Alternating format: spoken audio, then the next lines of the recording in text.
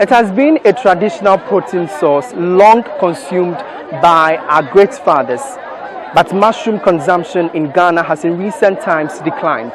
In today's discussion on the food chain, we'll bring you some nutritional benefits of mushroom and how the neglected gold mine is providing a source of livelihood to some youth in Ghana. My name is Emmanuel Bright Kweku. I hope you enjoyed today's discussion.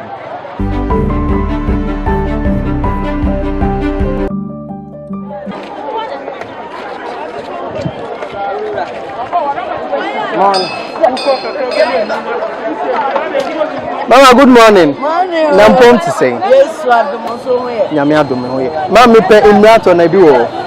Oh, me patro no pe me nya bianto. Tambia haya ne ane bi wo. Ebe na esi ada bibia. Na wona di free from to mu ba no mo amfa bi am. Mama Janet is a mushroom seller at the Swami market. Today, the bundles of mushrooms she normally ply along the busy market streets are missing. And akuafo na nya bi amre yanto. Sometimes one na won kro nkitua mu no. Omo na ya na di ba ma ya tobi. Ti anopa no sori na obedru na won nti cars no ho ana unya bi. Ene bi ama. Nti ama ne kura sa de ni pasi abebusa me ni fi se nka na de nka yebeto kakra ma me nso me nya bi anto.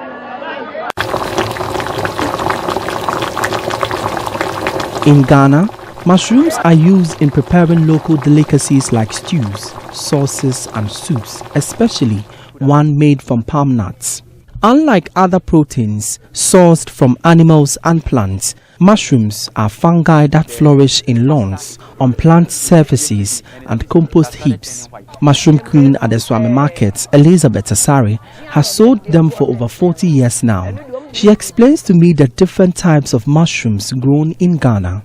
Domo, ye was sassie ne de efifiri edua onyina ene nyankyere ne ehu ewu a ene efifiri hu no motu e de abreme ena ye wo domo no so ebi free onyina hu ene bi so free abe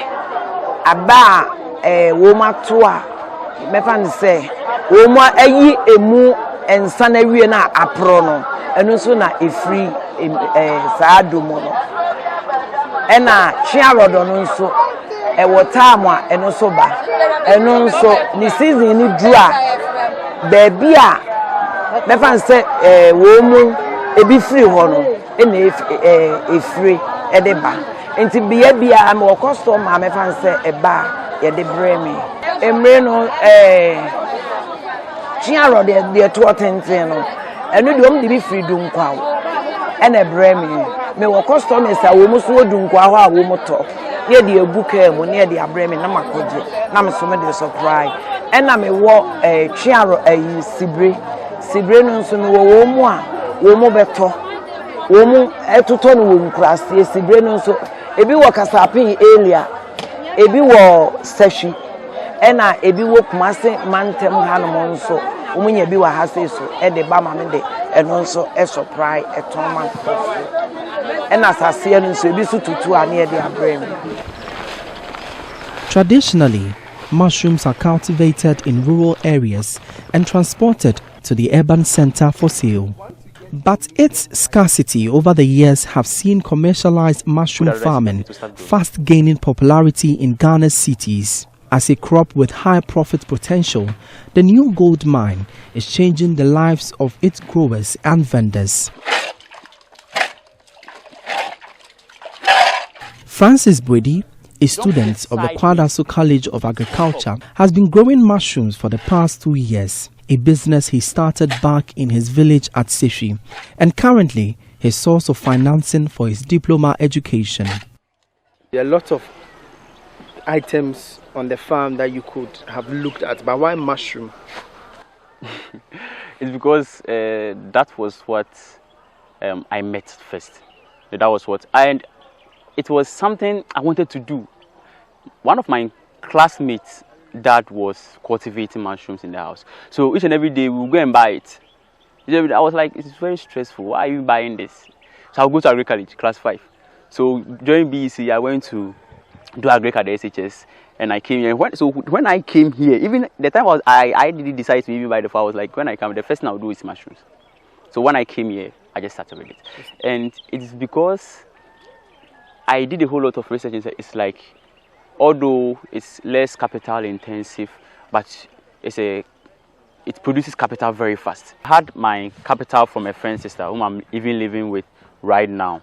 So I discussed everything. We said, like, sister, this is what I want to do. I'm finding it difficult to pay my fees, and this the type of thing I want to do. So help me.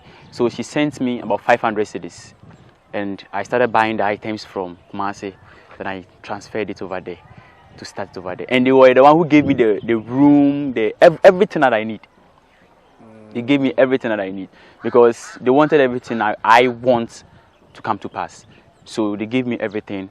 Then I started from there. There are concerns that commercialized mushroom farming hinges on chemical use. However, Francis says the materials involved in the production of such mushrooms are harmless.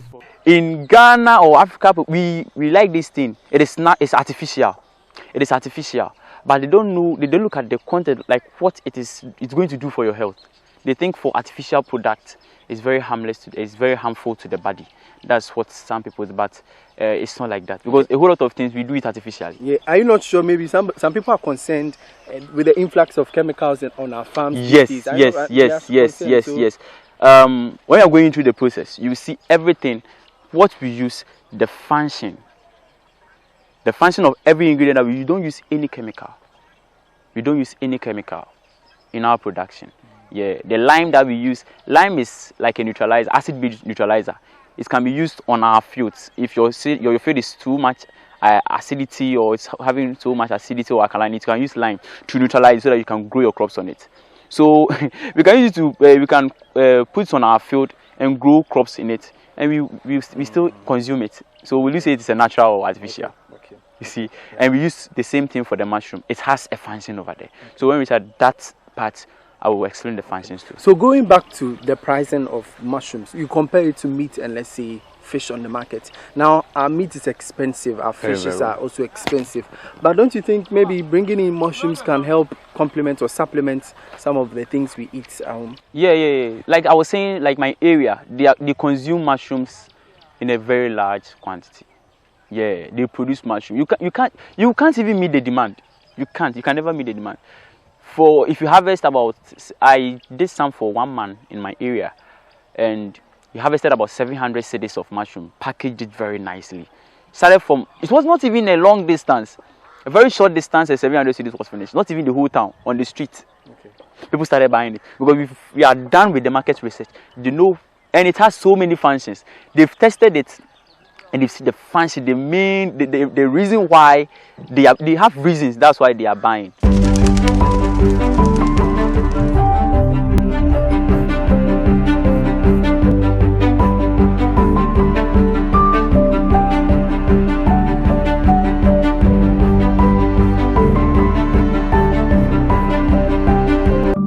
You are still watching The Food Chain on the JoyNews channel with me, Emmanuel Bright Kweku. Currently, I am at a site where Francis does all the bagging, where he bags the sawdust and then use it for the mushroom process. He'll be telling us how the process is like and what he does to his products that makes it different on the market.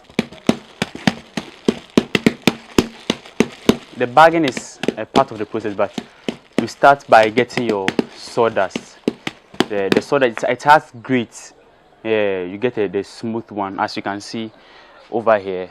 Yeah, you get this type of sawdust. You can get whether red sawdust or you can get some of the yellow sawdust. All the sawdust are okay. So from the sawdust, that's the media. From that you get your quicklime. This is the quicklime. Okay. And the function of the quicklime is a neutralizer. Quicklime is a neutralizer. It's because when you pick the tree, or when you pick the sawdust, it comes from different types of trees. Some trees are high in acidity and some too high in alkalinity. The quicklime comes in to neutralize everything so that your growth will be very successful. Now you come to the quicklime, the rice bran rather. The rice bran, one, it gives the taste, it serves as a source of fertilizer, and we also added water. whenever you are doing decomposing, you want everything to decompose. So you need water in the process, so that after everything you mix everything, and you need quantity. You can't just pour everything in it, because when you use too much quicklime, can lead to how do you say, fruit browning. You say that it will start growing all right, but it will be browning. Irrespective of the condition you give it to, it will start browning because the quicklime is too much. Although you are using it to neutralize to neutralize the acidity of the climate, but when it is too much, it will tend to the other way around. It will rather destroy the crop. And for quicklime to be too much, you should make rice bran to be too rice bran or wheat bran. If you don't have rice bran, you can get wheat bran. If you don't have quicklime too, you can use oyster shell, or you can use normal ash. Yeah, the normal ash to do it with a quantity. So when you are starting, when you're doing 500 bags, if you're a starter, you want to do 500 bags, you use 3.5 kg of quicklime. It's very small. 3.5 kg of quicklime and 70 kg 35 kg of rice bran. You use 35 kg of rice bran to do your formulation. So you made mention, if you don't have the quicklime, you can actually use oyster shell, the same quantity. Can you mix the two? Let's say if you want no, you can't mix the two, and it's the main reason why we don't even use, in our products we don't use poultry manure. Some farmers use poultry manure. If you use poultry manure, you get very high yield. The mushroom will be growing very bigger, but the longevity, it can easily just die off. Yes, no, will be less. But if you go with this method, it will be very long, and the bagging as well too. So I was talking about the reason why our pricing, when you look at the bag, the size of the bag, the height and the weight is more than 1 kg.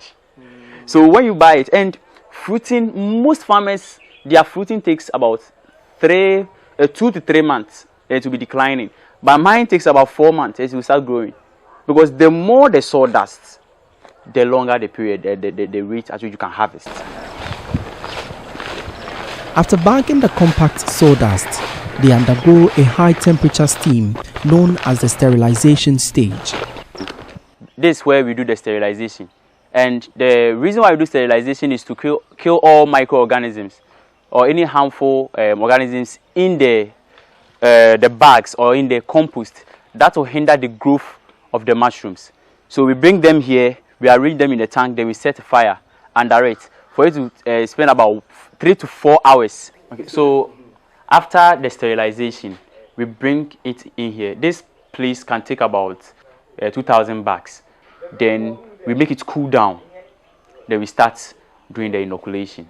To start the inoculation process, you need your cotton. You pour your sanitizer on it. Then you need to clean all the equipment that you are going to use to prevent any microbial organisms from entering it. Then you open your bottle, you break the spawns. You don't break everything in the bottle, you break a little, then you pour it on your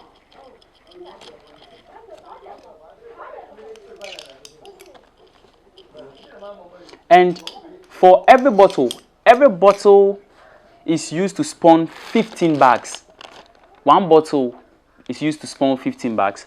So after everything, use your this is what the plastic caps, you put it on it this way. Then you put your cotton on it, the wrapper. Hey, where is it? Then you put your cotton on it. After everything, you use your wrapper band. Then you are done. Despite the efforts put in by farmers with hopes of scaling up, mushrooms are not an alternative protein source for a chunk of the Ghanaian population. I eat, but it's not something I fancy that much, you know. If I get it, fine. And even if being part of the dish, I can choose to ignore it. Yeah, as compared to natural meat, red meat, chicken, fish. I don't like the taste. It doesn't have any taste, so I don't like it. Don't really like it? I don't like it at all. Because it's been so long since I ate mushroom. I remember when my mother was alive, I used to eat mushroom, but nowadays I don't eat it.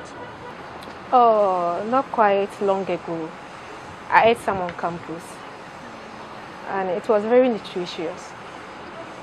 While some Ghanaians generally are not fond of consuming mushrooms, Mama Janet attributes recent low patronage to the exorbitant cost of the edible fungi.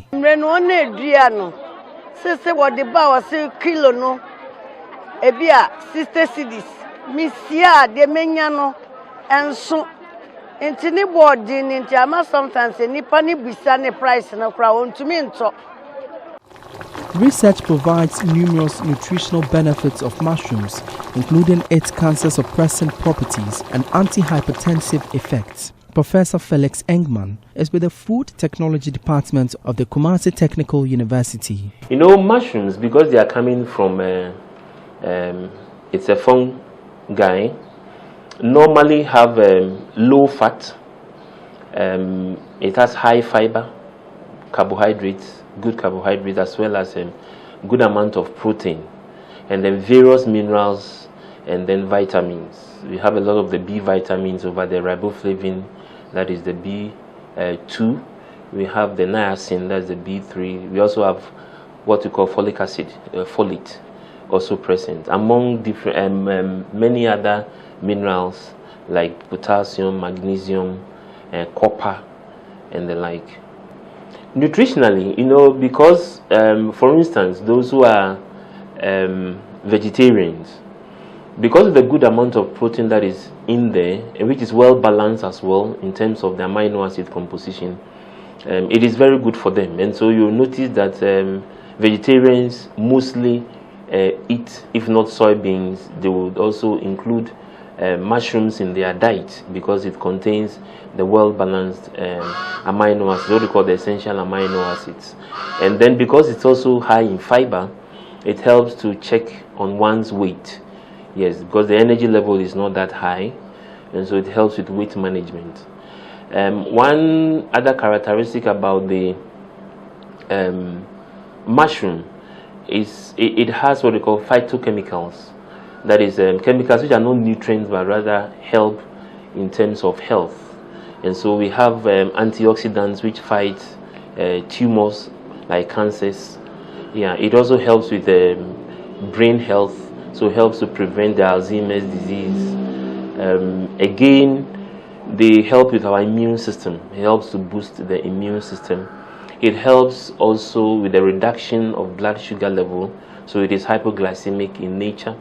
And so we encourage people to consume those also who are hypertensive, because it helps in the reduction of reduces the sodium level in the blood. A key thing about mushroom is that it gives what we call the umami taste.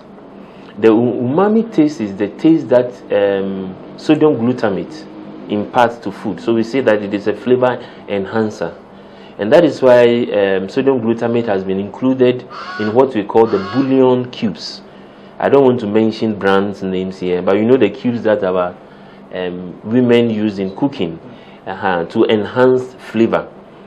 The challenge with the monosodium glutamate is the sodium in it, which increases blood pressure. So currently we are experiencing higher consumption of monosodium glutamate in our diet, and that may be contributing to high blood pressure. And because mushrooms have this umami taste and also helps to reduce sodium level in the blood, it is a very good substitute for these bouillon cubes that we use in cooking our food. So you will have the enhanced flavor, that is a taste, and then it also will help to reduce your sodium intake, thereby checking on your blood pressure. So that is one key thing. So we encourage our women to be using mushrooms in cooking, because they will have the taste. At the same time, it is going to improve, give or maintain very good blood pressure. And for those who are suffering from high blood pressure, it's good for them, because it's going to reduce the level of sodium in their blood, and therefore managing their blood pressure.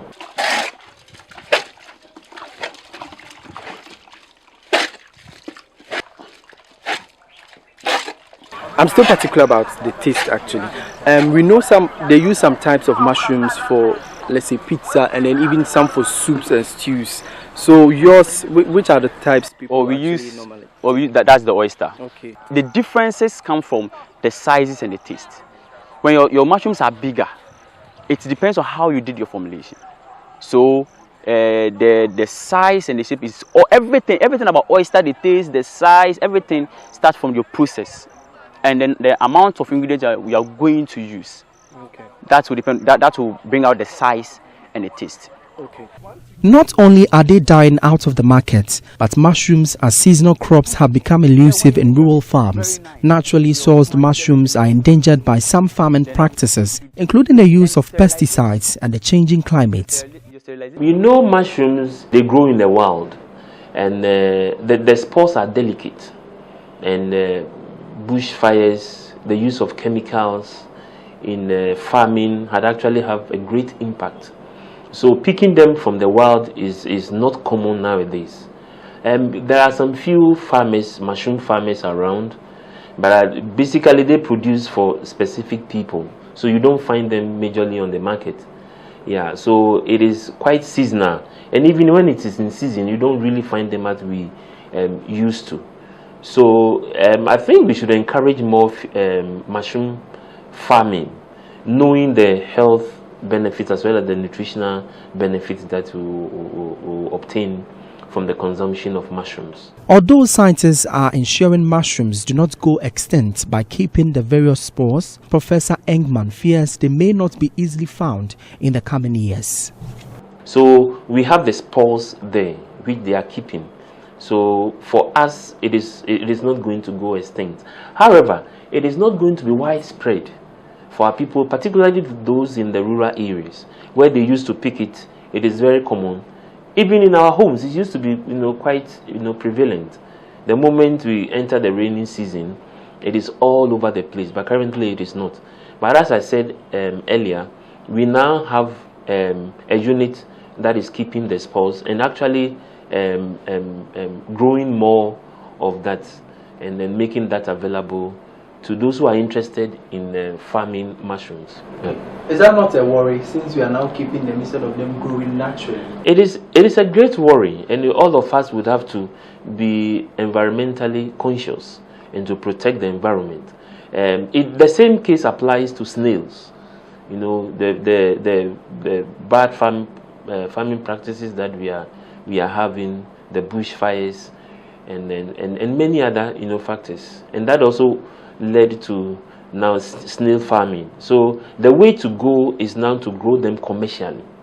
Yes, that is how we will be able to sustain them, and then also to market them properly, using their nutritional and health benefits as the key marketing tools. It's exciting, the nutritional content and benefits of mushroom, right? When next you visit the market, do purchase yourself and the family some mushrooms. Catch us same time here on the JoyNews channel on another exciting episode of The Food Chain. My name is Emmanuel Bright Quick.